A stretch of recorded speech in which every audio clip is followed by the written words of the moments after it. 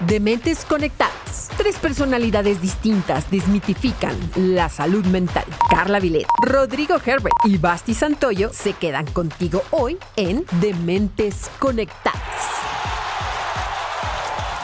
Bienvenidos a la 4ª temporada de su podcast Dementes Conectadas. Ya teníamos un ratito que los habíamos dejado solos, un par de meses por ahí. También habíamos descansado un poquitín y venimos ahora sí recargados con temas que pues, nos van a mover un poquito de nuestro centro de estabilidad, pero bueno, es necesario hablar de ellos.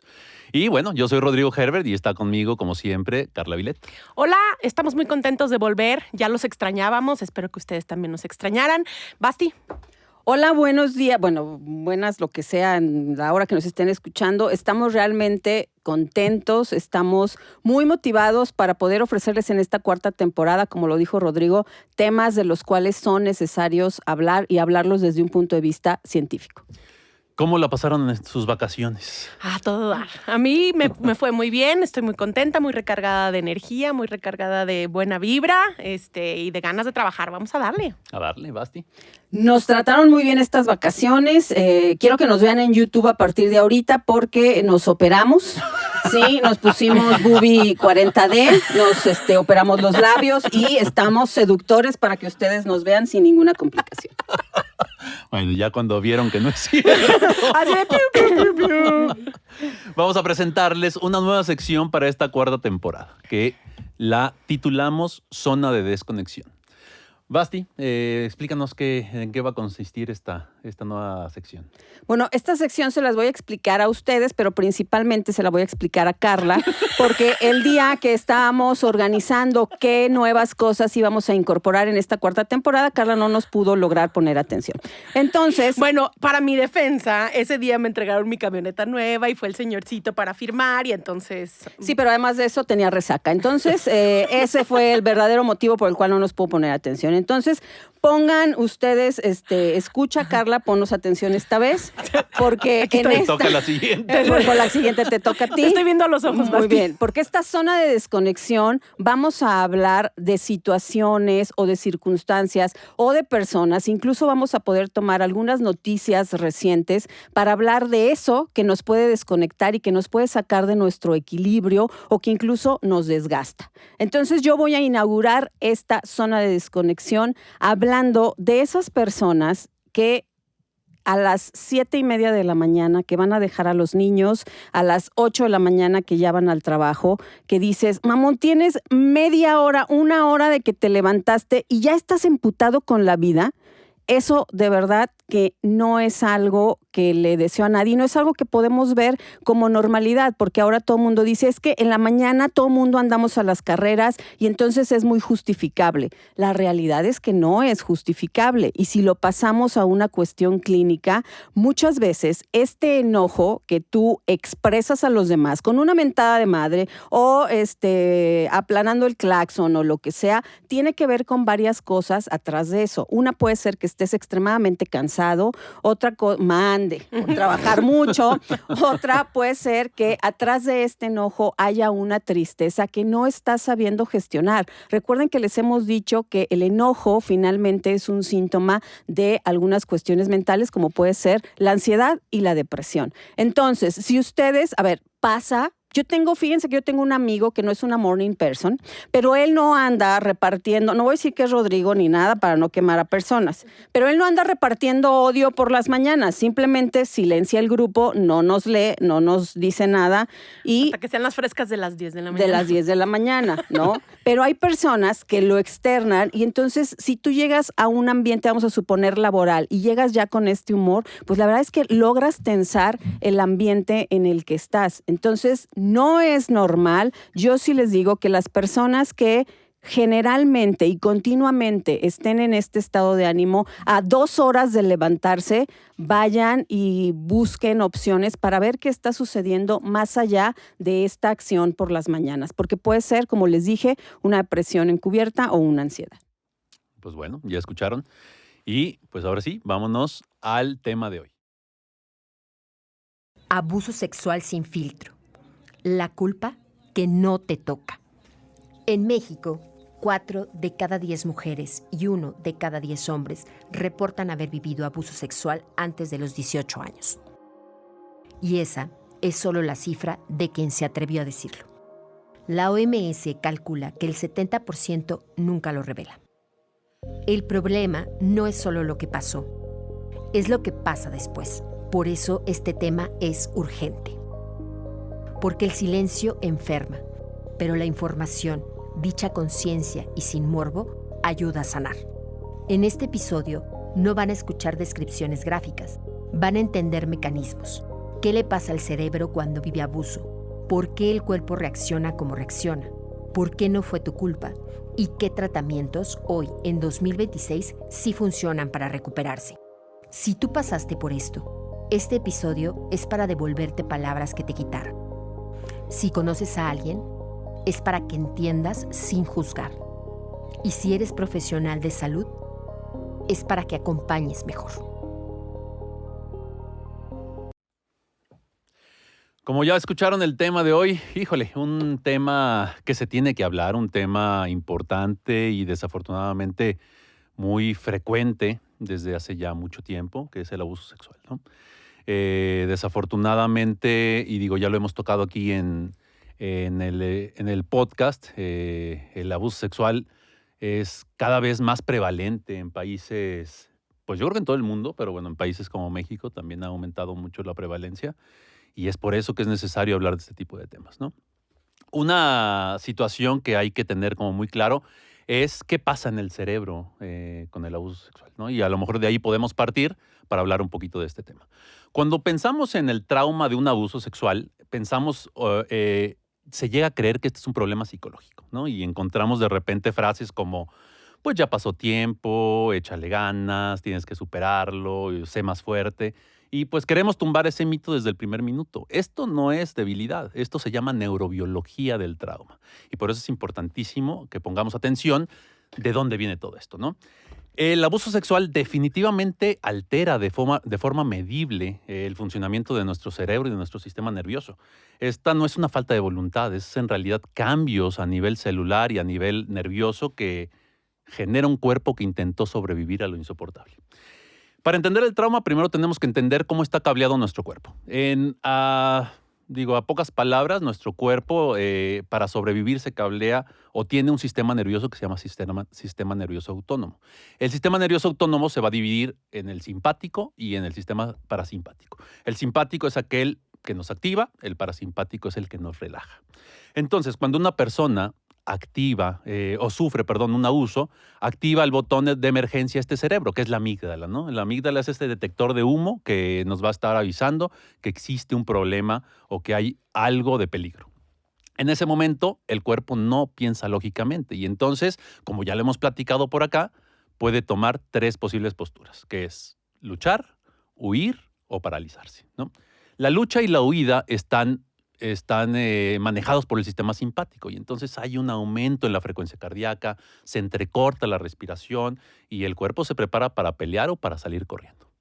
Pero también la parálisis es cuando el cerebro detecta, y ahí entra un poquito más el parasimpático, que el peligro es mucho mayor y entonces esto puede deberse a la diferencia de fuerzas, a la diferencia de edades o al shock que te genera ser vulnerado de esa manera. Entonces, el cuerpo lo que hace es que se tensa completamente, se queda inmóvil y espera que el peligro pase. Lo importante aquí es que debemos de entender que el cuerpo no elige paralizarse. Este es un mecanismo biológico que es automático y es de supervivencia. Entonces, muchas víctimas desafortunadamente cargan con la culpa de no haber hecho nada durante el evento. Y esa es una culpa que se tiene que trabajar, porque en realidad no fue una decisión personal, no fue una cuestión totalmente neurobiológica. ¿Qué pasa cuando la agresión continúa y en realidad no hay no se detiene esta agresión física? Pues el cerebro utiliza la siguiente línea de defensa, que es la disociación. Imaginemos la disociación como un interruptor de luz que se va a apagar para que no se queme el sistema por una sobrecarga de energía. Entonces aquí la mente se va a separar del cuerpo. El cuerpo lo que va a hacer, o el cerebro lo que va a hacer es bloquear el dolor, tanto físico como emocional. Y las víctimas van a describir esto a menudo como sentía que me estaba viendo desde el techo o sentía que no podía mover mi cuerpo. El problema es que cuando el peligro termina, el cerebro se queda cableado desafortunadamente de esa manera. Y entonces, años después del abuso, lo que pasa es que ante cualquier situación de estrés, la persona se puede volver a disociar. La disociación es esta sensación de sentirse desconectada de tu propio cuerpo. Además, se puede acompañar de despersonalización, que es esta parte de sentir el mundo exterior como si fuera irreal. Y además, la disociación te puede llevar a tener dificultades para registrar tus necesidades básicas, como comer, como dormir, como el dolor. Entonces aquí vamos a pasar a la vida ya cotidiana. Después de este abuso, cuando el abuso termina, este detector de humo que llamamos amígdala en el cerebro, a menudo se queda dañado, calibrado de una mala manera, y esto es lo que vamos a conocer como hipervigilancia. Vivir como hipervigilancia es como vivir en una zona de guerra cuando es un tiempo de paz. Entonces aquí la persona sobreviviente nunca recibe la señal de que ya está en un lugar seguro. ¿Cómo se ve esto en el día a día? Pues asustarte cuando hay un ruido fuerte, asustarte cuando hay movimientos que no alcanzas a registrar, llegar a las habitaciones y estar revisando si existe o no alguna salida donde puedas escapar. Vivir con niveles crónicos de cortisol y adrenalina, aquí sí, ¿no? No como hablamos tanto en internet del cortisol como un enemigo. En realidad, el cortisol ya hemos hablado que es una hormona que requiere el cuerpo para regularse. Acá sí, desafortunadamente, los niveles de cortisol, porque el cerebro se encuentra con la sensación de peligro constante, se mantienen elevados y entonces hay dolores musculares, hay problemas digestivos, hay dolores de cabeza. La persona tiene problemas de sueño. ¿Por qué? Porque dormir es bajar la guardia y bajar la guardia es peligroso. Entonces no les gusta dormir o no pueden dormir después de un evento de este tipo. El cuerpo está gastando una energía masiva para defenderse de un peligro que ya no está. Y entonces esto genera, imagínense, todo un día de cansancio, de fatiga y de no sentirte conectado ni contigo mismo ni con tu entorno. Vamos a hablar entonces ahora de la memoria. ¿Qué pasa con los recuerdos? Sabemos que la memoria normal funciona como un diario, ¿no? Tiene fechas, tiene cronología, sabemos que está en el pasado, sabemos que está en el presente. Pero la memoria traumática no funciona así. Durante un evento traumático, en el abuso sexual, el hipocampo, que es esta estructura del cerebro que se encarga de ponerle fecha y contexto a los recuerdos, se queda parcialmente también alterado. ¿Por qué? Por el aumento de hormonas del estrés. Entonces, la memoria traumática no se guarda como un recuerdo que tiene un inicio y un fin, se guarda como retazos de olores, de sensaciones, de lugares, de tonos de voz. Y por eso es que ocurren los flashbacks. Años después, entonces, cuando el sobreviviente percibe un olor similar, cuando percibe un espacio similar, lo que pasa es que el cuerpo va a reexperimentar el abuso. Y entonces se van a venir nuevamente todos estos síntomas que el sistema simpático te va a estar avisando que hay un peligro. Entonces va a haber taquicardia, va a haber sensación de falta de aire, va a haber necesidad de salir corriendo porque siente que estás en un peligro real. Entonces, por aquí debemos de tener claro que para el cerebro traumático no hay tiempo, no hay un inicio, no hay un fin, el peligro está ocurriendo aquí y ahora. Todo esto que hemos descrito, lo que es la desregulación del sistema nervioso, la disociación, los flashbacks, la hipervigilancia, cuando se prolonga por largo tiempo se conoce como un trastorno por estrés postraumático complejo. Esto pasa sobre todo si el abuso es repetitivo o si tuvo un inicio en la infancia. A diferencia del trastorno postraumático simple, que ya le daremos algún episodio en este podcast, el cual puede desarrollarse después de un evento único como un accidente automovilístico, el complejo altera de manera completa la identidad de la persona, su capacidad para regularse, tanto las emociones como la interacción con el resto de la gente. Entonces, genera mucha vergüenza y genera también dificultad de confiar en el mundo de manera muy importante. Pero quiero cerrar esta parte nuevamente repitiendo una frase con la que abrimos. Esto no es debilidad, esto es neurobiología del trauma. Entonces, cuando un sobreviviente entiende que sus reacciones, sus miedos o sus bloqueos corporales y su ansiedad no son un defecto de carácter, sino que son una respuesta lógica a un evento que vivió, a un sistema nervioso alterado, el peso de la culpa empieza a desaparecer. Ay, la verdad es que esto lo vemos en consulta constantemente y es un tema que los pacientes no suelen entender como tal y traen una cuestión de culpa y una cuestión de vergüenza muy, muy importantes. Pero antes de hablar de culpa y de vergüenza, a mí me gustaría como primero empezar por la parte del abuso sexual infantil. A ver, ¿de qué depende que el abuso sexual infantil tenga ciertas como consecuencias? Pues va a depender, primero que nada, pues de la edad del inicio. O sea, no es lo mismo un abuso sexual a los 12 que a los 8, que a los 4, que a los meses, ¿no? La frecuencia, es decir, una vez, 2 veces, en repetidas ocasiones, el tipo de vínculo que se tenía con el agresor. Sabemos que la gran mayoría del abuso sexual está perpetuado y cometido por gente conocida y familiar. Alrededor del 80%, 70%. Entonces, pues casi siempre tenemos ese vínculo con el abusador que va a empeorar definitivamente las consecuencias que va a tener en un abuso sexual infantil, ¿no? Si hay la presencia de violencia o no. A ver, siempre que hay abuso sexual infantil es violento, pero me refiero como en calidad de golpes, en producir dolor físico. No es lo mismo tocamientos que una penetración, por ejemplo, anal. No genera la misma, vamos a ponerle la palabra trauma, o sea, no está como exactamente igual, ¿no? Depende mucho también qué tanto apoyo posterior vaya a haber. O sea, si se habló del tema, si fue como sostenido el dolor, contenido y creído, o sea, porque muchas veces el abuso sexual infantil es desestimado y, ay, te lo imaginaste, ay, esto no pasó. Señores, señoras, si su hijo, si su hija, si su sobrino, si cualquier niño les dice que alguien lo está tocando, que alguien le está pidiendo guardar un secreto, créale. Un niño no inventa estas cosas, no las saca para llamar la atención, no las saca para jugar o para manipular. O sea, eso implicaría otros, no va por ahí. Créele al niño que te está diciendo esto.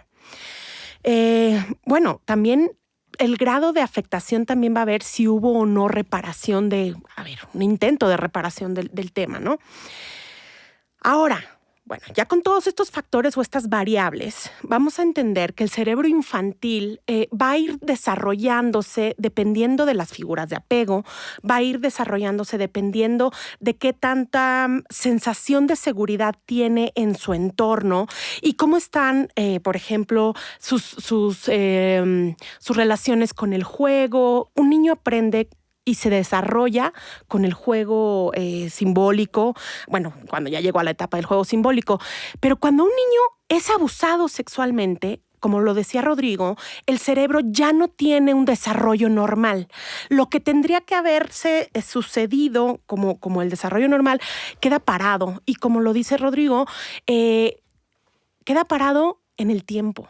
Y queda parado de una manera que va a estar incidiendo en varias áreas del desarrollo de este niño y que van a ser como muy claras y lo vamos a poder ver en diferentes sintomatologías, ¿no?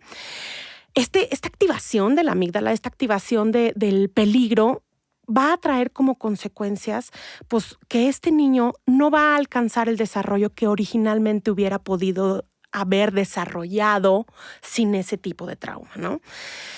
Ahora bien, el que yo tenga toda esta activación de la amígdala es como mutuamente excluyente de la parte de la corteza prefrontal, que es la encargada de todas las funciones ejecutivas. ¿Cuáles son las funciones ejecutivas? Pues aquellas que tienen que ver con el juicio, aquellas que tienen que ver con el control de impulsos, con la capacidad de evaluar realistamente el entorno. Y entonces vamos a ver que un niño que ha sufrido de este tipo de abusos va a ser un niño que generalmente va a tener afectaciones en todas las funciones ejecutivas, ¿no? Y como lo decía Rodrigo, pues dependiendo de qué estrategias adaptativas, es decir, si va a estar hiperregulado, porque entonces puede ser que su amígdala le diga, para, y entonces hazte el muerto, literal, o sea, no te muevas.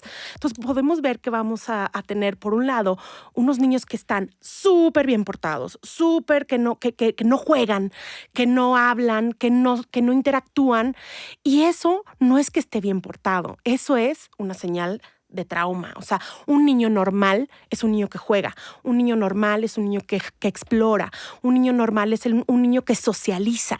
Si no tenemos eso es porque está hiper regulado a nivel, como a manera de defensa y de decir, yo no me voy a meter en más bronca de la que ya estoy, ¿no? Es que fíjate qué jodido sería llegar a un mundo en el cual llegas a un grupo que te tiene que proteger, que tiene que ver por ti, que te tiene que ayudar a ser una persona feliz, una persona activa adecuadamente, y ahí mismo está tu agresor. Uh-huh. Y ahí está la persona que desde el minuto 1 que te toca, te echa a perder la vida. Sí, y bueno, hay cosas que al final del episodio vamos a ver que sí hay cosas que se pueden trabajar, que sí hay cosas que se pueden tratar, pero definitivamente el abuso sexual, sobre todo el infantil, va a tener repercusiones que van a durar de por vida y van a trastocarle la personalidad, la identidad, la vida en general a este niño, ¿no? Ay, Dios, espérenme, que ya ni veo. Bueno, cuando el niño es abusado sexualmente, se va a ver su autoimagen va a estar completamente trastocada y va a empezar a sentir que él es quien causó el abuso. Lo decías, como si esta es la persona que tendría que amarme más, si esta es la persona que tendría que darme el vínculo de seguridad, pero además me lastima, un niño por su naturaleza egocéntrica no culpa al de afuera. La naturaleza de todos los niños es egocéntrica. ¿Qué significa esto? Pues que se explica el mundo a través de sí mismo. Y entonces piensa que todo lo que le pasa y todo lo que le sucede es por él. Ahora bien, vamos a tener niños que se vuelvan súper perfeccionistas, que van a ser sumamente como muy minuciosos, o por otro lado van a estar despedorradísimos, ¿no? O sea, van a estar con estas funciones ejecutivas que yo decía, como muy, muy, muy descontrolados, muy poco juicio, muy poca capacidad de control. ¿Cómo puedo saber si a lo mejor mi hijo está sufriendo abuso? O sea, ¿qué señales de alerta puedo tener yo para poder como decir, hey, red flag, aquí la cosa no está bien? Y tenemos básicamente 3 tipos. Los tipos emocionales, o sea, las señales emocionales que son, pues, cuando el niño tiene miedo muy concreto a personas o a lugares, o sea, no quiero ir con el abuelo, no me gusta el tío, no, es que el padrino no me cae bien. Créele, no lo obligues. Cuando tiene sobresaltos como de la nada, cuando hay un ruido fuerte y se sobresalta. A ver, si yo ahorita grito, pues todos nos vamos a sobresaltar, pero con estímulos que no serían suficientes para que otra persona se alertara, ¿no? Cuando tienes tristeza permanente, persistente, que no se quita, cuando hay mucha vergüenza y mucha culpa, cuando tenemos irritabilidad, cambios de humor, todos estos son señales emocionales. Por otro lado, tenemos las señales conductuales. Niños que se aíslan, niños que tienen regresiones. ¿Qué significa esto de las regresiones? Las regresiones son cuando ya alcanzaste una etapa del desarrollo y te vas para atrás en lo que ya no es óptimo para esa etapa en la que estás. Por ejemplo, el niño ya había logrado el control de sus esfínteres y entonces se va a empezar a hacer pipí o popó. A ver, hay una correlación importante entre la enuresis y el abuso sexual. No estoy diciendo que todos los niños que se hagan pipí en la cama después de los 7 años sean abusados sexualmente, pero sí es un red flag que hay que ir a tratar. Si tu hijo se está haciendo pipí en la cama, ojo, llévalo al profesionista de la salud mental, ¿no? Y digo, bueno, aquí para hablar un poquitito de enuresis así rápido, existe enuresis primaria, enuresis secundaria. La enuresis primaria es la que desde el principio está y nunca se quitó. Y aquí también hay que llevarlo al médico, ¿no? Hay que ver. Primero hay que descartar la parte orgánica. Hay que ver, sobre todo en la primaria, ¿no? A ver si hay algún problema urológico, hay que llevarlo a revisión definitivamente. Y en la secundaria, digo, también hay que llevarlo a revisión, sin embargo, ahí hay que pensar en que hay alguna situación a nivel ambiental o psicológica que le está afectando. Bueno, además de la enuresis o encopresis, es decir, que se haga popó, vemos niños que tienen pérdidas de interés, o sea, que de repente ya no les interesa jugar, ya no les interesa estar como no sé, viendo la tele, caricaturas o estar con los amigos, ya pierden, que pudiera confundirse con la depresión. bueno, que de hecho podría generar una depresión, definitivamente, ¿no? Dificultades para concentrarse, conductas sexualizadas. Esto es súper importante. Las conductas sexualizadas en la infancia, vamos a pensar que es normal que un niño se explore, es normal que un niño quiera ver, quiera explorar. Eso es completamente normal. O sea, acercamientos sexuales del tipo, como para enseñar genitales y así, son muy característicos, por ejemplo, en la etapa de los 4 o 5 años, ¿no? 6 todavía. Pero después, no me refiero a eso. Todo eso es parte normal de la sexualidad infantil. Me estoy refiriendo a conductas sexuales inapropiadas. O sea, yo en el salón de clases me bajo los pantalones, ya, por ejemplo, si tengo 7, 8 años, que ya se esperaría que ese niño pudiera tener como un poquito más claro la parte privada y la parte pública. Conductas masturbatorias muy, muy claras, o sea, que se esté como tocando y autocomplaciendo constantemente. Es normal en un niño pequeño, o sea, en un niño entre los 2, 3, 4, todo eso es parte normal de la sexualidad. Un niño más grande que se esté constantemente con conductas masturbatorias llama la atención, ¿no? Cuando hay esta invitación a los pares como de tener movimientos sexuales o frotamientos, esos ya son indicadores que algo puede estar pasando. No es diagnóstico, o sea, no es que estás teniendo estos movimientos ya igual tienes abuso sexual, pero sí son red flags que hay que tener como muy claras y muy a la virusa, ¿no? Y bueno, hemos de entender que también la tercera parte de las manifestaciones tienen que ver con el cuerpo, como que cuando hay dolor genital, cuando hay dolor anal. Por ejemplo, me tocó cuando estaba estudiando trabajar en delitos sexuales y violencia intrafamiliar. Y llegó un niño que para mí fue un caso que a mí me marcó y me impactó. Era un niñito como de 4 años, con el ano completamente distendido y desgarrado. Y entonces la mamá decía pues que a lo mejor se cayó, ¿no? Pues el ano no se desgarra por caerte. O sea, es evidente que hay un abuso sexual y es evidente pues, que si a tu hijo, a tu hija, a tu sobrino le duele el genital, los genitales, la parte anal, la parte pues de la vulva o del pene, pues ojo, ¿no? O sea, esa es una señal pues casi que inequívoca. Cuando hay molestias para sentarse, cuando hay alteraciones en el sueño, que no quiera irse a dormir, cuando tiene muchas pesadillas, cuando tiene infecciones genitales recurrentes, todos estos son señales. Entonces, si tú le agregas, pues sí hay señales, nada más que hay que estar como muy, muy al pendiente como para verlas, ¿no?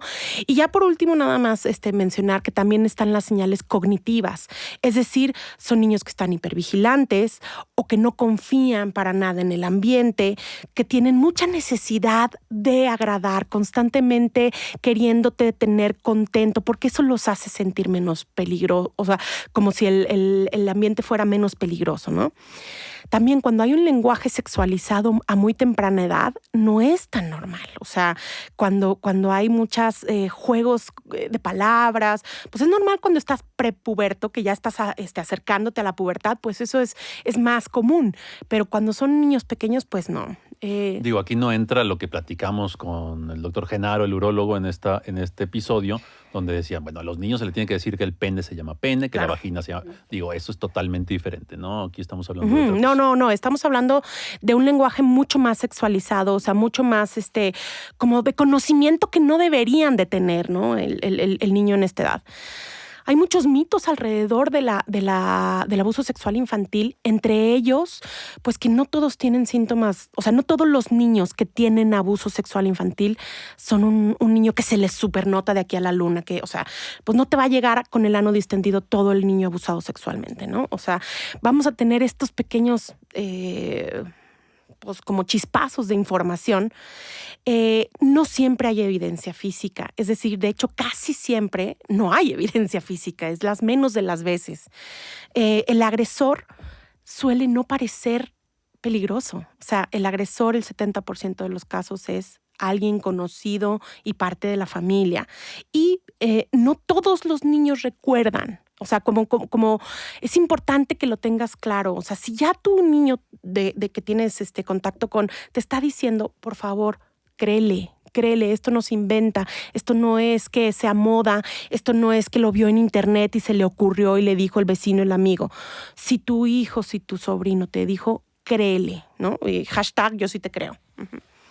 Fíjense que me parece muy adecuado que hayamos empezado hablando de cuál es el impacto que tiene a nivel neurológico y en un niño, en el cerebro, este tipo de situaciones. Pero si todavía no les queda claro de por qué tenemos que hablar de abuso sexual, yo les voy a decir algo.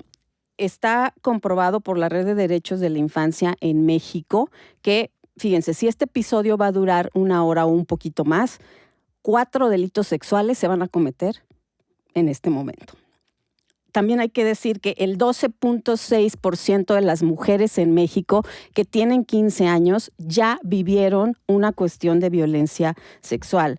Y algo que es bastante terrible es que en México nada más se denuncian alrededor del 6 o el 7% de los abusos sexuales. O sea, todo lo que vemos, todo lo que nos presentan en noticias, en redes, no es ni la mitad de lo que realmente está sucediendo. Y lamentablemente, como Carla lo mencionó, el 92.8% de las mujeres que vivieron abuso sexual sufrieron ese abuso en su casa, en ese ambiente que debería de ser seguro y que debería de darte las herramientas, como tú lo mencionabas, para poder enfrentarte a un mundo que también afuera puede ser hostil, pero estas personas lo viven desde dentro. Entonces, vimos primero cuál es el impacto de un abuso sexual y ahora vemos la necesidad social, porque este es un tema que nos añade a todos, no nada más a quien lo ha vivido, sino a quienes tenemos la oportunidad de prevenirlo y, por ejemplo, nosotros como profesionistas de la salud mental. Quiero yo puntualizar, por si no nos ha quedado claro, qué es un abuso sexual. Un abuso sexual es la imposición de comportamientos sexuales por parte de una persona adulta o por parte de una persona que sabe que hay una desigualdad de poder con otro. O sea, vamos a estar hablando de las poblaciones más vulnerables, los niños, como ya lo mencionó Carla, las mujeres, y también vamos a hablar en un momento que hay una población de hombres que también puede llegar a ser vulnerable. Yo les voy a hablar del trauma complejo. El trauma complejo creo que nos va a llevar a un tema del que ya hemos hablado en otras ocasiones, que es poder desmitificar y quitarle la romantización a la familia. Eso que defendemos y que decimos, no me puedo alejar de mi familia, pues porque es familia y es que y quieres a tu tío, lo tienes que querer, es tu tío.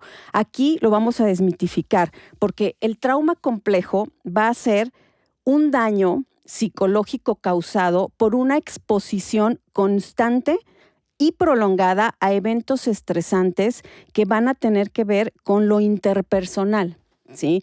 ¿A qué me refiero con lo interpersonal? Al abuso, obviamente, a la negligencia, a la violencia, y esto tiene que ocurrir en etapas muy tempranas del desarrollo, y el elemento fundamental es que quienes debieron de haberte hecho sentir protegido no lo hicieron, o incluso fueron ellos, tus cuidadores, no necesariamente papá y mamá, tus cuidadores, quienes cometieron toda una serie de abusos y de negligencias que te hacen, y esto es lo que hay que entender del trauma complejo, te hacen cambiar completamente tu manera de ver el mundo, de leer al mundo. Y hay 3 elementos alrededor de esto. Te hacen tener una creencia también de ti mismo diferente a la que podrías tener si estos hechos no hubieran ocurrido. ¿Por qué? Porque la seguridad que se rompe cuando hay un evento de estos es extremadamente complejo que se te pueda devolver incluso a partir de los años. Muchas veces, y en los mitos que manejamos al respecto, es que el tiempo lo cura todo. Cuando hay un abuso, hay algo tan íntimo que se rompe que el tiempo no necesariamente va a hacer lo suyo. Tiene que haber toda una atención integral para que eso suceda. En cuanto a ti mismo, te va a romper la confianza que puedas tener contigo mismo, la confianza que puedas tener de ser, porque hay mucha culpa y, como ustedes lo decían, se cree, el niño, la mujer o quien ha sido abusado, cree que hay una dosis de culpa o de responsabilidad en ese hecho, como por provocarlo o que pudo de alguna manera haberlo evitado. Entonces, la confianza en ti mismo va a estar completamente trastocada y claro, y por supuesto que la plenitud que tú puedas tener en tu vida, si tú tuviste un evento de esa magnitud, no va a ser la misma que cuando no haya un evento así. Lo que va a pasar también es que va a modificar las creencias que tú puedas tener sobre los otros. No estoy hablando únicamente del contexto, sino sobre los otros seres humanos. Vas a dudar, porque es una cuestión lógica, de la bondad y de la parte buena de todos los otros seres humanos. Vas a tener una dificultad incluso para poder comunicarte y para poder captar la comunicación de los demás como lo que realmente es, porque a partir de que hay un abuso, logras o tienes una cuestión de interpretar no necesariamente cómo están siendo las cosas de forma real. Y vas a tener temas para poder lograr una intimidad con el otro. Y al hablar de intimidad, no únicamente estoy hablando de la parte sexual. La intimidad tiene que ver con la cercanía, con poder tener relaciones profundas. Si hay un abuso sexual, ese niño, esa niña, esa mujer está rota de manera que confiar en el otro y poderse vulnerar a sí misma con otra persona le va a ser prácticamente imposible. Y por supuesto va a tener una creencia del mundo bastante lógica para este rompimiento que tuvo. Y va a haber dos cosas importantes. Va a sentir que no hay un propósito.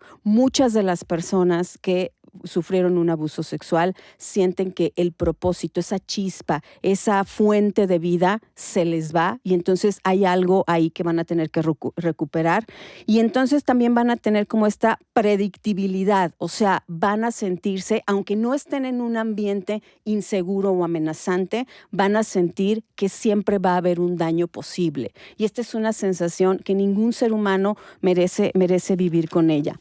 Yo les voy a hablar de las características principales que tiene un trauma complejo. Hablé de que se da principalmente en la infancia, donde tus cuidadores tuvieron acciones negligentes de abuso y de violencia, pero también el trauma complejo se puede dar en la vida adulta, por ejemplo, pensando en mujeres que sufren violencia y que sufren violencia de cualquier tipo, que constantemente están viviéndolo, llegan a estar, como tú lo mencionaste, Rodrigo, en una situación de alerta constante. Entonces, las características que va a tener el trauma complejo es que va a ser en un contexto interpersonal siempre, generalmente va a ser en tu casa, o sea, hablando de la infancia, con tus cuidadores o con tus parejas. Difícilmente va a ser en un contexto X o aislado. Puede suceder, pero es lo más difícil. Va a haber estas vivencias, no podemos pensar que si un tío abusó de ti, eso va a ser un trauma complejo. Tiene que haber una serie, como tú lo mencionaste, Carla, una frecuencia y haberlo vivido de manera prolongada para que la sensación de no protección y de vulnerabilidad esté ahí presente. Ya lo mencionaron también, afecta la autoimagen y existe una desregulación emocional que básicamente va a ir y venir entre impulsividad y bloqueos de muchas cosas. Y quiero hacer énfasis que no únicamente va a haber impulsividad o bloqueo en lo sexual. O sea, es en cualquier área de tu personalidad. Vas a generar una sensación de vacío existencial. Esto que yo les decía de muchas personas que fueron abusadas, sienten que pierden el propósito de vida. Eso es extremadamente común y esa es una de las principales cosas que se tiene que trabajar en terapia. Va a haber somatización, o sea, tu cuerpo va a hablar, porque recuerden que un elemento fundamental de que haya abuso es el maldito silencio. Que ahí teníamos una discusión anterior a este episodio donde Carla decía, o bueno, platicábamos que si era adecuado o no era adecuado denunciar el abuso sexual. ¿Qué piensa? Pues bueno, yo traigo algo extenso para hablar del tema, en relación a la parte de Entonces ya me voy. Ok, digo, lo abordamos más adelante, okay, pero a lo que iba es que Dejamos ahí la pregunta para que lo piensen. Sí, para que piensen ustedes también. O sea, el estado de alerta y el vacío existencial está profundamente relacionado con ese elemento del abuso, que es el silencio. El silencio a una víctima, aunque tú hayas sido víctima de abuso sexual a los 8 años, si tú tienes 40 y no lo hablaste, has permanecido víctima 32 años de tu vida. Entonces, eso es fundamental. Cuando un niño lo habla, ha roto el silencio y eso no nada más es lo hablo porque me duele, es lo hablo porque intento sobrevivir. Y justo precisamente la culpa y la vergüenza es uno de los factores que genera ese silencio. O sea, el paciente que ha tenido un abuso sexual, yo no sé si ustedes lo han visto en sus consultas, pero yo lo he visto incontables veces. O sea, la gente que tiene abuso sexual se siente culpable, se siente avergonzada de su cuerpo, de su vida, de su ser. ¿Cuál es la diferencia entre la culpa y la vergüenza? Bueno, primero que nada, la culpa tiene que ver con un código ético en concreto que te dice qué está bien y qué está mal. Y entonces la culpa es, esto lo hice mal. Por ejemplo, el sujeto que fue abusado sexualmente muchas veces, yo permití que pasara, yo no me defendí, yo lo provoqué y entonces tiene esta culpa. La vergüenza va por otro lado y tiene que ver más bien con o sea, la culpa es una acción. O sea, yo hice, yo dejé, yo permití, y la vergüenza tiene más que ver como con una expectativa de sí mismo. Es decir, yo soy malo, yo soy quien lo provocó, yo soy el que merece tener cosas malas, yo soy alguien con quien no merece la gente que lo quiera. O sea, ya tiene que ver con una identidad. Y el broncón más importante, más allá de la culpa, es la vergüenza. O sea, porque esto ya tiene que ver con una serie de introyecciones de que ya tienes este discurso internalizado y que tu identidad y tu autoimagen se trastocó y ahora te vives así, ahora te vives ahí. La cosa con el abuso sexual infantil es que, bueno, no nada más el infantil, pero sobre todo el infantil, es que el cuerpo puede reaccionar incluso cuando no hay deseo. Entonces, vemos mucho cuando hay abuso y el cuerpo reacciona. O sea, por ejemplo, en un adulto que pueda haber, en una mujer puede haber lubricación o puede haber excitación, que se viven muy culpígenos de sentir o de haber sentido esa sensación, pues placentera, sobre todo cuando no hay dolor físico. ¿Sí? Y entonces eso sucede mucho pues, con un cuerpo de un niño que todavía no tiene la capacidad de integrar ese acercamiento nuevo a la sexualidad. Y pues genitales son genitales y donde se tocan, pues sienten, ¿no? Entonces me ha pasado muchas veces en consulta que los pacientes de abuso sexual infantil sobre todo dicen, pues es que se sintió rico, ¿no? El poder decir se sintió rico, estoy hablando de años de terapia, ¿no? Pero el poder quitarle esa connotación de yo soy malo, porque sentí rico, es a donde nos vamos a tener que ir en el tratamiento, ¿no? O sea, el cuerpo va a responder sí o sí, porque no es igual al deseo. O sea, es un cuerpo erógeno, es un cuerpo que siente y que tenemos que separar de estos eventos traumáticos. Por supuesto que el vínculo con el agresor va a complicar todo esto y, bueno, finalmente, ¿qué tenemos con estos pacientes que tienen tanta culpa y tanta vergüenza? Pues son pacientes que están constantemente tratando de agradar, con mucha dificultad de poner límites, con mucha sensación de no soy suficiente, no merezco, a mí nadie me va a querer, ya estoy sucio, ya no sirvo como mujer, o porque están completamente disociados de la sexualidad, pues ningún hombre va a poder estar conmigo. También vemos que va a haber una sexualidad dolorosa ya en la adultez o una completa negación de la sexualidad por esa sensación de culpa. Entonces, mucho de lo que vamos a tener que trabajar en terapia, pues precisamente va a ser poder integrar la sexualidad de una manera más general y poder como darle ese lugar al trauma, al episodio de violencia, pero pudiendo disfrutar de una sexualidad placentera, ¿no? O sea, hay que quitarle la culpa, hay que quitarle la vergüenza. Yo no he tenido un solo paciente con abuso sexual que no se sienta culpable o avergonzado de lo que ha pasado, aunque nunca nadie produce un abuso sexual. O sea, no es que lo hayas hecho, no es que lo hayas provocado, es que yo estaba bien peda. Es que podías haber estado out, o sea, no. El hecho que hayas estado bien peda o que hayas traído una falda o que hayas sido un niño o que no hayas dicho que no, no es que tú seas el culpable. Nunca un abuso sexual es tu culpa.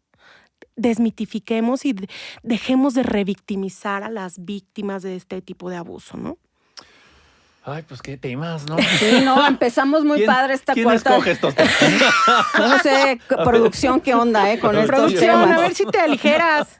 Bueno, Pero bueno, tenemos que hablar de esto. posterior a esto que dice Carla, sí hay que entender que el trauma genera definitivamente un impacto muy fuerte en el sistema nervioso central. Entonces, la mente va a tener varias maneras. Yo voy a hablar de 2 maneras que tiene para defenderse de esto que está, yo lo digo como roto, porque realmente las mujeres, los niños, las personas que han vivido esto, sí lo refieren así. Es un antes y un después. Entonces, ¿qué pasa o cuáles son las maneras de defensa que va a tener una persona ante esto? Una es la hipersexualidad o esta conducta sexual impulsiva. ¿Y qué es esto? Bueno, puede haber un aumento muy importante en la fantasía o en las actividades que quiere realizar la persona.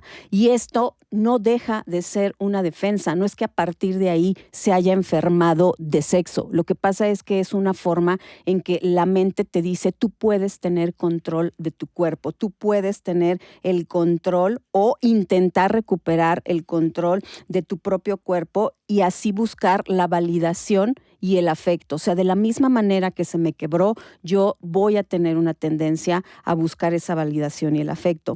Y por otro lado, viene la inhibición sexual o la aversión completa al sexo. Evidentemente es lo contrario a esta otra parte que yo comentaba y es, voy a tener una pérdida total del deseo o voy a evitar bajo cualquier circunstancia tener contacto con cualquier persona en este sentido sexual. Cuando ya se es adulto, esto realmente causa muchísimos problemas porque sí hay un deseo de poder llevar una vida así, pero tu cuerpo está defendiéndote para evitarte el sufrimiento que ya tiene asociado. Entonces, hay estas 2 partes donde, como lo digo, son defensas, no son conductas patológicas por sí solas. Son defensas que tiene la mente para poder regular al sistema nervioso central y que no todo lo vivamos como una amenaza, ¿no? Pues sí, totalmente. Y bueno, si bien hablar de abuso ya tiene un tabú social enorme, cuando la víctima es un hombre, vamos a entrar a una dimensión que le llamamos el silencio doble, ¿no? Este silencio, el primer silencio es el que impone el agresor a través de la manipulación o del miedo. Y el segundo silencio, o el silencio doble, es el que impone la sociedad a través del estigma, de la culpa y de los mitos de la masculinidad, ¿no? Hoy vamos a intentar romper este segundo silencio porque los hombres también tienen un sistema nervioso, porque los hombres también se disocian y porque los hombres también son víctimas. Para entender por qué un hombre tarda mucho más tiempo en promedio para hablar de un abuso que una mujer, entonces tenemos que mirar la crianza y las expectativas de género, ¿no? Desde pequeño a los hombres se nos dijo, pues, los hombres no lloran, los hombres se defienden, los hombres son fuertes, a los hombres no les pasa nada, ¿no? Y se les asocia, entonces, se asocia la masculinidad con una fuerza física, con un control y con una capacidad de dominar el entorno. Cuando ocurre un abuso, todo esto se rompe, porque entonces empiezan a aparecer preguntas de ¿por qué no me defendí si soy más fuerte? ¿Por qué no reaccioné? ¿O por qué esto me está haciendo menos hombre? ¿O qué está pasando conmigo? ¿No? Aquí es donde volvemos a conectar con el inicio del episodio y pues volverles a decir, esto no es falta de hombría, esto es neurobiología básica. Hay un aspecto técnico que ya mencionaste, Carla, y médico, del que casi nadie habla por culpa o vergüenza, que se llama respuesta fisiológica involuntaria, ¿no? Cuando una agresión sexual se lleva a cabo en cualquier persona, pero en este caso en los hombres, pues el cuerpo reacciona. Y puede haber una erección y puede haber hasta una eyaculación. Pero esto es una respuesta estrictamente mecánica del sistema simpático, o sea, no tiene nada que ver con placer. Tiene que ver con el estrés, tiene que ver con la estimulación física que está llevando el cuerpo. Entonces, este reflejo biológico se va a presentar como cuando el médico vas a revisión y con el martillito te pega en la rodilla y se mueve sola, ¿no? Entonces, esto no hay un control en realidad, esto es un reflejo anatómico totalmente normal. Sin embargo, los agresores utilizan esto como un arma. Entonces te dicen, ¿ves cómo sí te gustó? ¿O ves cómo tú también querías todo esto? Y entonces el impacto que tiene esto en la mente de un hombre, pues es altísimo. Y entonces esto lo confunden con consentimiento o lo confunden con placer. Y aquí, desde esta confusión, empiezas a dudar de tu autoestima, empiezas a dudar de tu orientación sexual. Porque otro de los grandes muros de este silencio doble es esta homofobia estructural o esta parte de la orientación sexual. Se cree que si un hombre es abusado sexualmente es porque es gay, ¿no? O sea, o que si te van a abusar o si fuiste abusado, te vas a hacer gay, como si fuera como una decisión o algo que aparece de la nada, ¿no? Por otro lado, si el abuso es cometido por una mujer hacia un hombre, que también pasa, también es muy común, digo, se habla menos, pero también pasa, la sociedad suele responder de una forma hasta burlona, ¿no? Entonces te dice, pues tuviste suerte, o cualquier hombre hubiera querido eso. Y aquí estas reacciones van a demostrar la total ignorancia que tenemos acerca del abuso, porque el abuso no se trata de sexo, el abuso se trata de poder, de violencia y de degradación. Entonces, en realidad no hay una cuestión de disfrute en esta área. Cuando la sociedad te reduce tu trauma a un chiste, o a un cuestionamiento acerca de tu hombría o de tu sexualidad, pues el hombre o el sobreviviente aprende que el exterior es un mundo hostil en el cual su dolor no va a ser validado. Entonces aquí el trauma lo que va a pasar es que se va a encapsular, se va a podrir y va a empezar después a salir como alguna dependencia a alguna sustancia, como alguna depresión severa, como un simple aislamiento o como una parte de alguna disfunción sexual. Es urgente que abramos espacios como este podcast donde hablemos de este tipo de cosas, ¿no? Donde los hombres sepan que su dolor es real y que en realidad también, así como su cuerpo reaccionó, es como reaccionan el cuerpo de todas las personas que son abusadas. Esto es una cuestión de defensa. O sea, tú reaccionaste de esta manera porque tu cuerpo lo único que hizo fue reaccionar a un estímulo. Y si no te llegaste a mover, esa situación te hizo sobrevivir en algún momento. Entonces, en realidad es un mecanismo de defensa que tiene tu cuerpo para protegerte. Yo sé que no se entiende así, pero así es como neurológicamente se vive. Sanar para un hombre implica reconciliarse con el cuerpo, implica disfrutar nuevamente de la cuestión sexual y saber que esa parálisis no define ni quién eres, y tampoco tu orientación, ni tu hombría como tal, ¿no? La verdadera fuerza no consiste en cargar un secreto que te duele, sino la verdadera fuerza consiste en salir adelante, en pelear, en luchar para disfrutar y volver a vivir en un mundo en el cual a lo mejor no te dieron la importancia que tuviste cuando comentaste, si es que llegaste a comentar este tipo de cosas. Entonces, a todos los hombres que escuchan esto y que están pasando por este tipo de cosas, los vemos, les creemos y sabemos que ustedes también pasaron por una situación que los vulneró y en realidad, tienen el mismo espacio para sanar y el mismo derecho que cualquier otra persona. Yo creo que si algo nos tiene que quedar claro, Rodrigo, es lo que tú dices, que el abuso sexual no tiene que ver con sexo únicamente. El elemento fundamental y principal es el poder. Y estamos en una sociedad como la de nuestro país, donde las figuras de poder que tenemos tienen elementos que favorecen el abuso sexual. Es común, y lo decía, es el 92.8% de quien ha sufrido un abuso sexual que lo ha vivido en casa y lo viven generalmente por alguien que jerárquicamente está por encima de ellas. Qué difícil es, y creo que nos ha tocado de pronto tener en consulta pacientes que han sido abusados por su propio hermano. Y que entonces la dificultad al hablarlo se vuelve 3 veces más complicada. Pero yo quiero hablar de los elementos que hacen que estas figuras de autoridad puedan hacer lo que hacen en un país como el de nosotros. Lo primero que hay es una simetría de poder. O sea, yo me valgo de que soy el tío, me valgo de que soy incluso, por ejemplo, el maestro, se da muchísimo, me valgo de que soy el sacerdote, para entonces justificar las acciones que yo voy a tener desde mi jerarquía. La simetría de poder es el primer elemento que está para que estos depredadores hagan lo que hacen. La otra es la coerción y la manipulación. Se lleva muchas veces a las personas en vulnerabilidad a que cometan ciertos actos por amenazas o por recompensas. Aunque la persona lo haga, al final del día sigue siendo un abuso, porque piensen ustedes en un niño y en un ambiente eclesiástico. El niño no tiene capacidad, aunque haya sido engañado y manipulado, para tomar una completa voluntad de actos sexuales. Entonces, la coerción y la manipulación también es otro elemento fundamental de los abusadores. La otra, y esta nos concierne a todos, la distorsión cognitiva. La distorsión cognitiva es creer que tenemos seres humanos de segunda, por ejemplo, las mujeres, los niños o las personas homosexuales.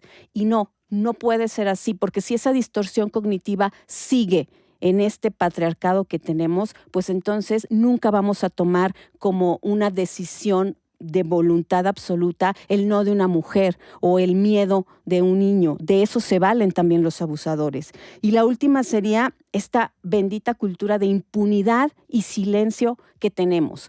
Una de las amenazas más grandes, y yo les decía hace un rato, el maldito elemento fundamental del abuso es el silencio. Ustedes recuerdan que existió un cabrón llamado Maciel que hizo una congregación, los Legionarios de Cristo, a quienes le mando un saludo. Y este vato, aparte de los votos que ya se tenían, que ni siquiera me quiero acordar de cuáles son, él por sus huevos, por sus tanates, no lo puedo decir de otra manera, puso otro voto que era el de no contradecir y no hacer nada en contra de tus superiores. Ahí está demostrado que esta parte de impunidad y silencio es lo que perpetúa este tipo de acciones. Entonces, ya cuando hay un maestro, un sacerdote, un tío, un primo más grande y que se vale de estas cuatro pautas, pues seguramente va a haber un niño, va a haber una mujer, va a haber un hombre que va a ser extremadamente lastimado de por vida.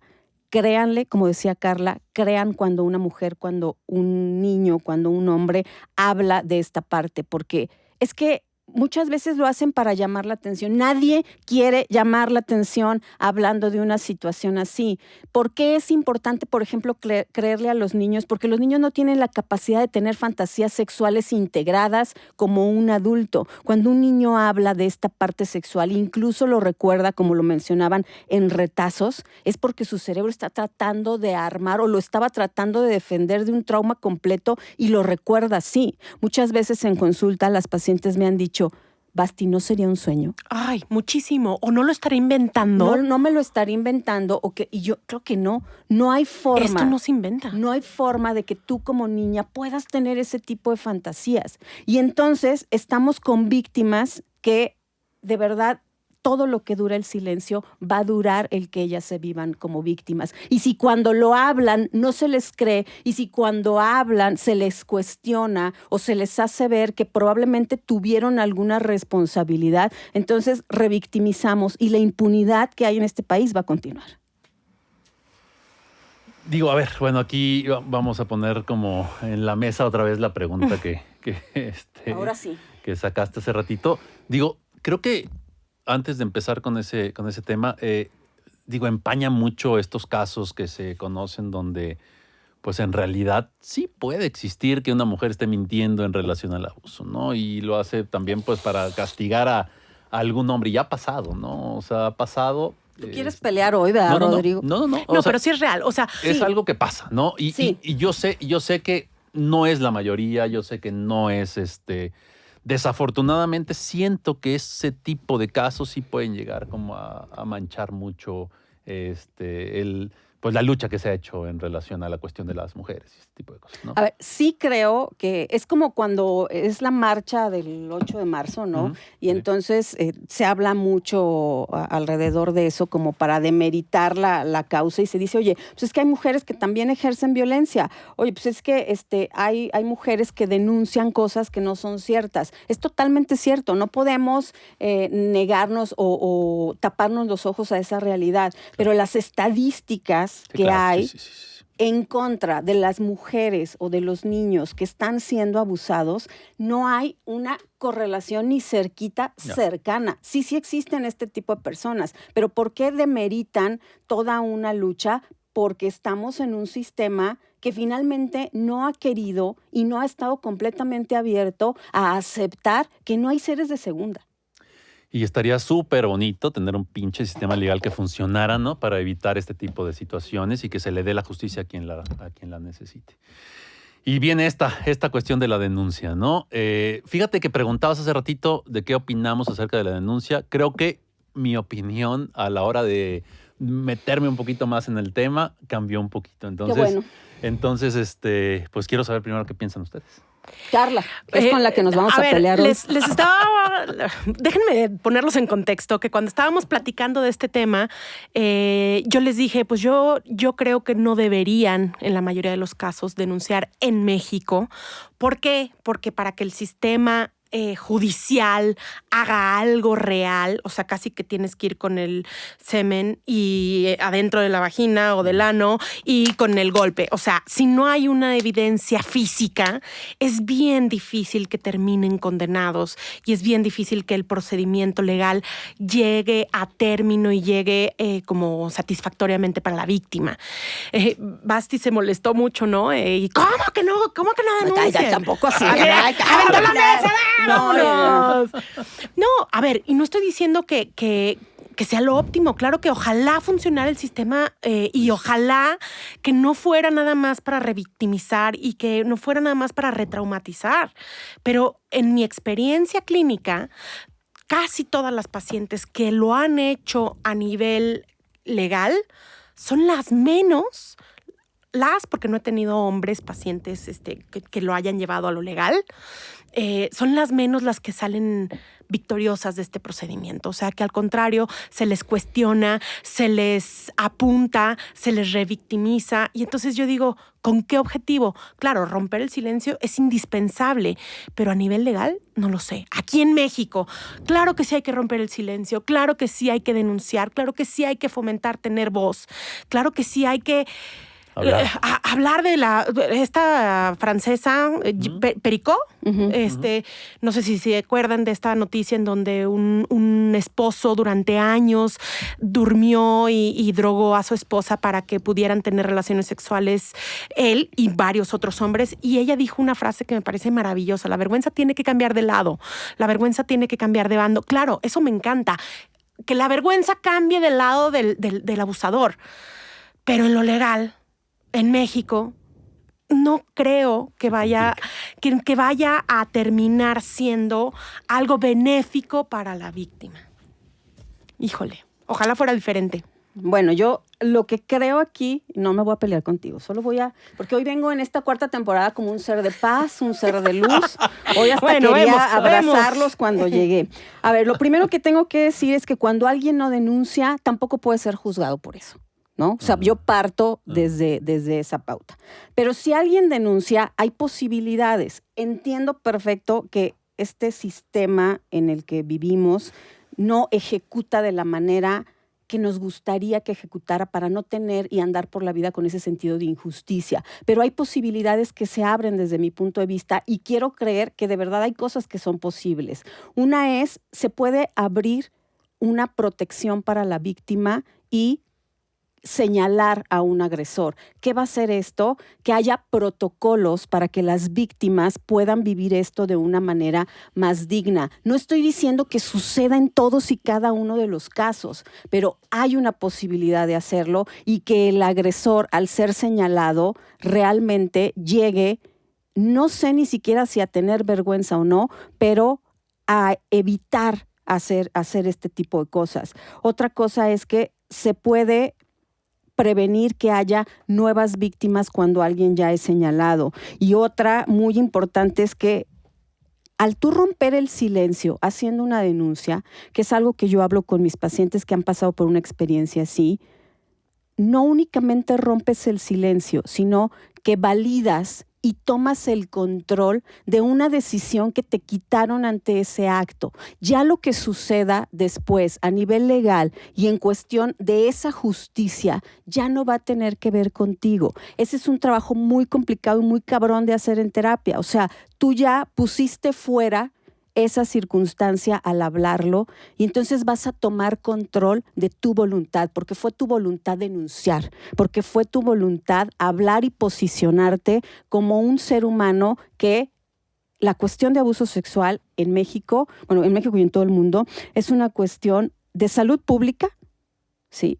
Porque interfieren muchas cosas en varios niveles y también de derechos humanos. Entonces, denunciar es conectar a una persona con sus derechos fundamentales humanos y de seguridad. No estoy diciendo que lo legal te va a brindar la justicia y la resolución emocional de eso, pero creo que a partir de ahí se pueden hacer protocolos, creo que a partir de ahí se deja de normalizar que haya abusos y se deja de guardar silencio, porque en México diario, fíjense qué cagado es que todas las mujeres, sí, y lo hablo pues desde este contexto en el que estoy, todas las mujeres conocemos a una mujer que ha sido violentada sexualmente, pero no conocemos un cabrón que haya violentado a alguien sexualmente. Entonces, como decimos, las cuentas no nos pinches dan. ¿Por qué? Porque seguimos normalizando el silencio. Entonces, yo creo que hay que denunciar porque esto no es normal y ningún ser humano debería de pasar por eso. Y bueno, sí, es verdad que cuando ocurre un abuso, la respuesta automática de la sociedad es ¿por qué no denuncias? ¿No? O tienes que ir a la policía, o si no denuncias, pues vas a generar que le pase a alguien más una situación de este tipo, ¿no? Se asume que esta parte de denunciar es un acto que es lineal, que es sencillo y que va a ser liberador. Tenemos que poner sobre la mesa. Estoy de acuerdo con lo que dicen las dos, pero que a veces buscar justicia tiene un costo psicológico devastador, ¿no? ¿Por qué? Porque hablando del cerebro traumático, nuevamente, en lugar de ser una cuestión balsámica esto de acudir a los tribunales, a veces se vuelve otra vez como un campo de batalla para esta cuestión psicológica y mental. El primer gran obstáculo, como lo han dicho, y el que mayor costo genera, es la retraumatización, ¿no? Para el sistema de justicia, desafortunadamente, el abuso sexual pues es un expediente, es un número y se tienen que probar datos, fechas, descripciones. Pero como hablamos al inicio del episodio, pues la memoria traumática no funciona de esa manera, ¿no? No funciona de forma cronológica. El cerebro, recuerden, va a guardar retazos, olores, y el hipocampo está bloqueado. Entonces, cuando un sobreviviente se sienta ante un ministerio público y repite su historia, y luego la repite con el policía, y la repite con el psicólogo, y la repite con el médico, todo esto, pues es reiniciar el proceso de trauma. Y entonces el cerebro siente que nuevamente está viviendo este evento. ¿Por qué? Porque en realidad cronológicamente para ese cerebro no existe un antes o un después, ¿no? Y entonces todo este tipo de situaciones genera un aumento nuevamente de los síntomas de malestar y ahora te vas a enfrentar hacia los abogados defensores de una persona que van a intentar desacreditarte, ¿no? Y entonces todavía tienes que probar que lo que estás diciendo es cierto. ¿Qué pasa cuando esto sucede? Pues el sistema nervioso reexperimenta el abuso.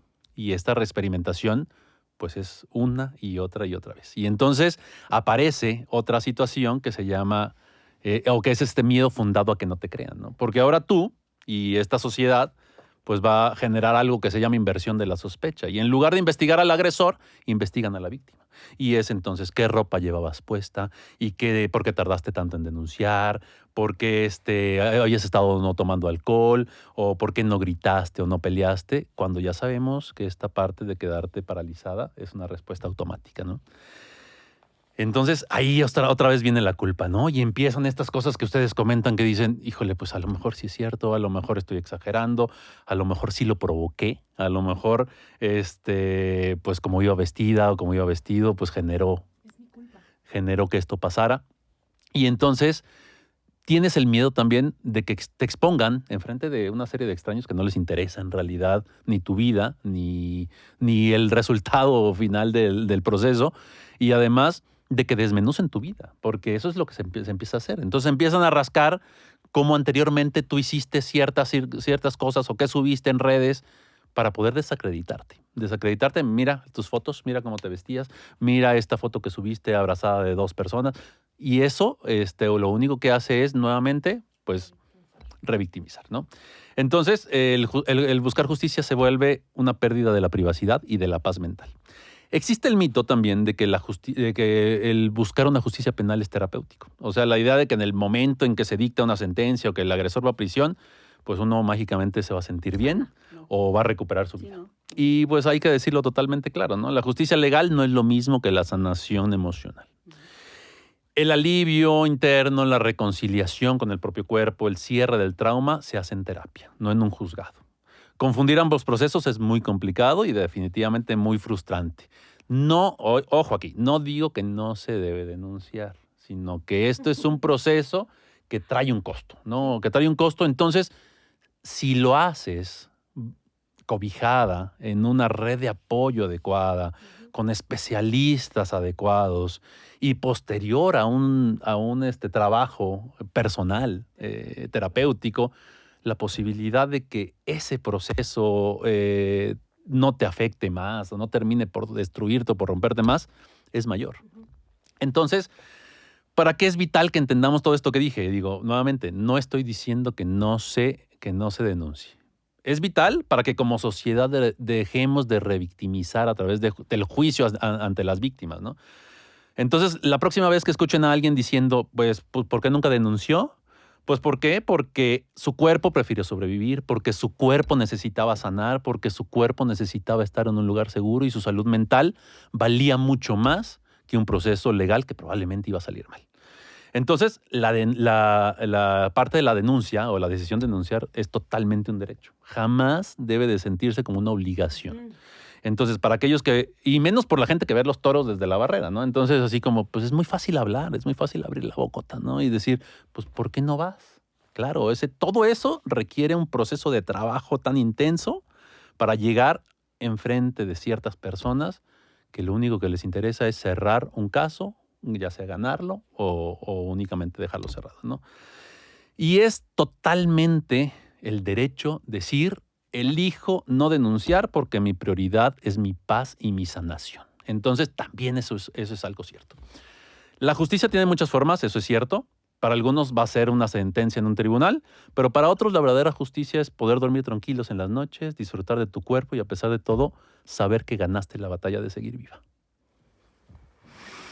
Híjole, qué bien que este episodio fue ligero. Fíjate que eso que estás diciendo justo se trabaja en terapia, o sea, entender que va a haber un costo al respecto de sí enfrentarse a un proceso legal. Y sí creo que si no tienes una red de apoyo donde te sientas validada, donde crean en ti, pues eso no va a ser posible, ¿no? Pero sí también, por otro lado, considero, y mira que tú y yo trabajamos, bueno, tú también trabajaste en una institución pública, yo sigo teniendo confianza en que hay gente adentro de esos lugares que sí quiere hacer una diferencia y que sí está luchando porque las mujeres, sobre todo los niños, no se revictimicen. O sea, ahorita cada vez hay muchísimo más capacitación sobre el género, hay muchísima mayor capacitación sobre no revictimizar, porque está terrible incluso que cuando una mujer muere, ya no está en vida y todavía tiene que demostrar la difunta que el haber muerto no se justifica por nada de lo que ella hizo. Eso está terrible. Pero sí considero que todas las personas tenemos que tener una creencia, e incluso creo que el único momento donde lo puedo decir, la esperanza porque estamos haciendo algo, de que esto puede cambiar, de que puede ser diferente, porque piénsenlo en sus propios zapatos, piénsenlo en sus propias familias. No hay forma de que te quedes conforme, de que te quedes bien si no lo hablas, si no rompes ese silencio y si no, como decía Carla, pones la maldita vergüenza afuera de ti. Bueno, y en cuanto a tratamiento, hablemos de tratamiento, ¿no? Creo que es indispensable cuando hablamos de tratamiento poder entender que hay que ayudarle al sujeto que sufrió el abuso sexual, que no es lo mismo lo que me hicieron a lo que soy. O sea, el haber sido abusado no es tu identidad, pero así muchas veces se ha convertido en tu identidad. Entonces eso va a centrar como mucho de la perspectiva de lo que vamos a tener que trabajar. Tenemos que tocar temas como el consentimiento. O sea, es indispensable para una víctima de abuso sexual entender que el consentimiento es decir explícitamente sí quiero. A ver, si yo no digo nada, es no consentimiento. Si yo digo no, es no consentimiento. Si yo no hablo, me quedo quieta, es no consentimiento. Si yo no estoy en las facultades, o sea, si estoy borracha, si estoy intoxicada, si estoy dormida, no estoy en posibilidad de dar mi consentimiento. Si soy un niño, aunque sea adolescente, y si quiera mi cuerpo, y si yo diga te amo y vamos a hacerlo, si yo no tengo la edad suficiente para que mi corteza prefrontal pueda evaluar de manera realista, es decir, si no soy un adulto, no es consentimiento. Me estoy refiriendo cuando es con un adulto, o sea, un adolescente y un adulto, ahí el consentimiento no aplica, ¿no? Si son dos adolescentes, sí. O sea, Si al principio dije que sí y después ya dije que no, es un no. exactamente. Si ya se inició el contacto sexual y no quiero seguir, es no. Si es tu pareja y pues terminas haciéndolo aunque no quieres, porque no haya problemas, porque no se enoje, porque no te deje, eso no es consentimiento. No saben la cantidad de veces que me ha tocado trabajar en consulta sobre todo con chicas, que yo les digo, esto que acabas de contarme es violación. ¿Cómo? Pues era mi pareja. Y yo, es que le dijiste que no. Y continuó.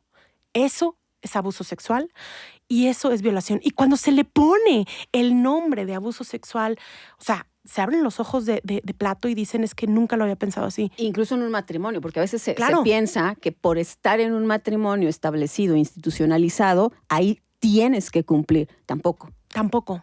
El consentimiento solo es consentimiento si hay un sí explícito. O sea, y duradero durante todo el acto, ¿no? Entonces, cuando tú le explicas esto, estas víctimas de las que estoy hablando, les cambia por completo la imagen que tienen tanto de sí mismas como de las parejas. Tu pareja, cuando te digan que no, es no, y en ese momento paras. Mamás de niños, sobre todo, porque la gran mayoría del abuso sexual es cometido por hombres, enséñenles a sus hijos lo que es consentimiento. Esto es indispensable que lo sepan, ¿sí? También hay que hablar en el tratamiento acerca del deseo, ¿no? Que el deseo es mucho más allá de las ganas de tener sexo, que va mucho más allá, que el cuerpo puede responder fisiológicamente, pero no significa consentimiento. O sea, si tu cuerpo responde, pero no lo has dicho sí explícitamente, no es consentimiento. Y también hemos de entender que la necesidad de apego muchas veces te hace tener actividades sexuales que son abuso, pero que tú no lo has vivido como tal, y entonces va a cambiar la vergüenza del otro lado, ¿no? Tipos de terapia en concreto que funcionan y que la ciencia nos ha dado así como el punto clave, pues la que más se ha estudiado al respecto es la terapia cognitivo-conductual centrada en trauma o focalizada en trauma. Esta definitivamente es la que más evidencia científica tiene. ¿Y en qué consiste? Pues básicamente que hay que entender los pensamientos que se están teniendo alrededor de la circunstancia, porque cuando se pueden modificar esos pensamientos, por ejemplo, en concreto, yo soy mala, yo no merezco amor, yo soy la culpable, yo lo provoqué. Cuando puedes cambiar esto, puedes tener una respuesta fisiológica y cognitiva distinta. Por eso se llama cognitivo-conductual, es decir, tus pensamientos cambian tu conducta y tu sintomatología. ¿Sí? Otra terapia que también ha estado súper avalada, que en lo personal a mí, cuando me enfrenté, porque yo tuve un proceso de terapia de este tipo, es la EMDR, que significa Eye Movement desensibilization and reprocessing. Se le afina la nariz cuando habla el inglés. O sea, tiene que ver con cómo se desensibiliza y se reprocesa una memoria traumática a través de estimulaciones bilaterales. Puede ser a través de los ojos o puede ser a través de estimulación auditiva o puede ser a través de tapping. Hagan de cuenta que básicamente, se los voy a poner así como en contexto real, está tu terapeuta enfrente de ti y tiene una madre que es como unas luces estroboscópicas que van haciendo esto. Los que no me están viendo, estoy moviendo mi dedito de una manera muy elocuente. Y entonces estás hablando de la memoria traumática mientras estás teniendo la estimulación bilateral. Bilateral se refiere a nivel cerebral, o sea que está como en ambos hemisferios. Estás moviendo los ojos, estás escuchando música por ambos canales y eso, la verdad es que neuroanatómicamente no sé qué pasa, pero es magia. O sea, esta es una de las Rodrigo, terapias... 80 años que estudió Rodrigo para que vengan y digan que es magia. Es magia. El mago Frank. El mago Frank. Oye, a ver, se los voy a platicar porque yo cuando viví esta experiencia de este tipo de terapia, yo hasta le decía al terapeuta, a ver, soy psicoterapeuta psicoanalítica, vengo medio escéptica. Y entonces hasta como que esta sonrisa del que fue mi terapeuta en ese momento, no hay pedo que estés escéptica, vamos a darle. No les puedo explicar la sensación de desconexión que se siente, de estar viviendo, por ejemplo, un ataque de pánico, hablando de memorias traumáticas, a de repente, pum, estoy sin sentir y mi cuerpo no responde, pero no responde a la memoria traumática, me estoy refiriendo. O sea, que ya no me triggerea hablar de esa relación, que ya no me triggerea hablar de esa memoria, que ya no me triggerea nada.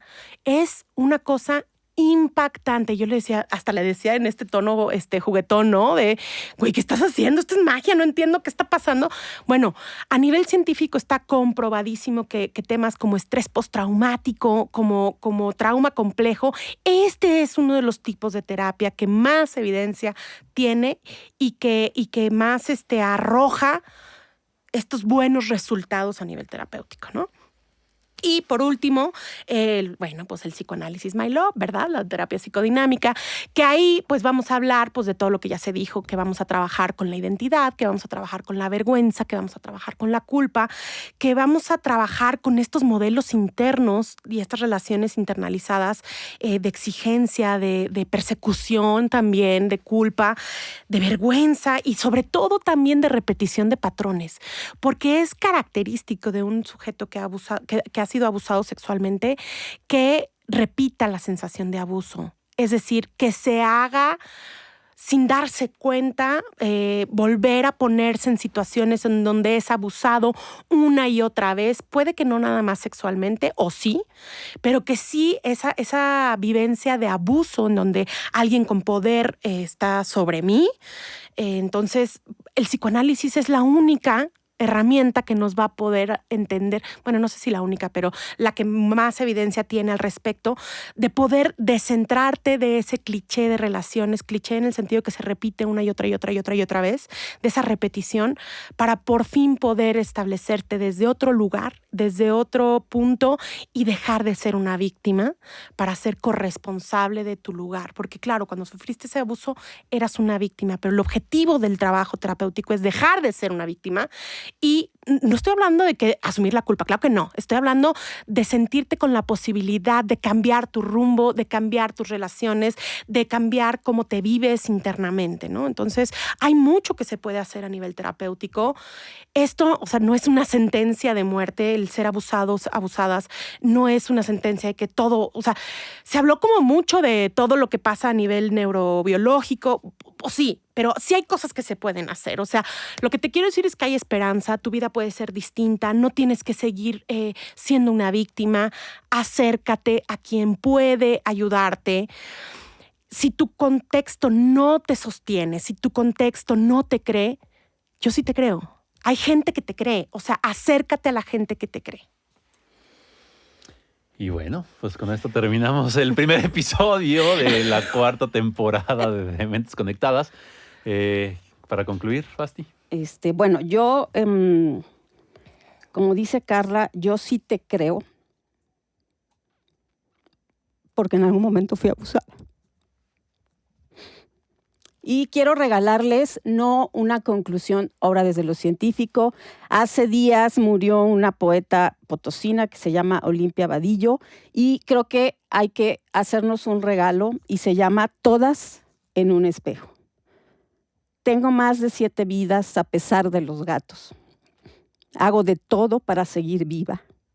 Duermo y mi sueño es gaviota sin freno que le escribe a su cuerpo. Me alimento. Lo que me da vida son pedazos de luz que aderezan mi voz y afianzan mis pasos. Me vuelvo espejo de todas las que, como yo, sobreviven a la intemperie de una página que las espera, les grita, las reclama. Soy mujer y basta. Es suficiente para decir que más que una, soy 2 y 3 y muchas y todas las que en una hoja en blanco sostienen y sostendrán su destino. Gracias por compartir, Basti. Carla. Ay, yo sí te creo. Gracias por acompañarnos en este episodio. Si eres un sobreviviente escuchando esto, espero que todo esto te traiga un poco de paz y que recuerdes que tu cuerpo hizo lo que tenía que hacer para mantenerte aquí hoy. No estás roto, estás respondiendo a lo que viviste. Te queremos y gracias por acompañarnos. Nos vemos en el siguiente episodio. En la Escúchenos. siguiente temporada. Esta temporada Ya va a ser el único, Ya, este es el único episodio. Escúchenos en Spotify, Amazon Music, Apple Music y véanos en YouTube. Adiós. Nos vemos en el Gracias. Los queremos.